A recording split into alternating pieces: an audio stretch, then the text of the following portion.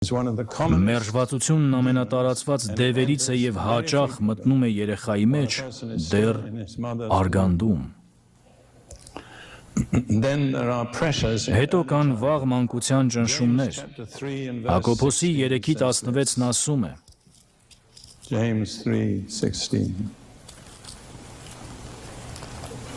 Հակոբոսի 3:16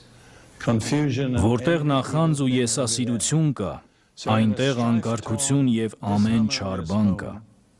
Այսինքն վիճաբանություններով և անընդհատ վեճերով լի տան մթնոլորտում երեխաները ծնված թե չծնված ինքնաբերաբար ենթարկվում են դևերի ազդեցությանը։ Շատ երեխաներ չունեն բավականաչափ հոգևոր պաշտպանություն դևերին դիմադրելու համար։ Այսօր քանի նման տուն կա Ամերիկայում։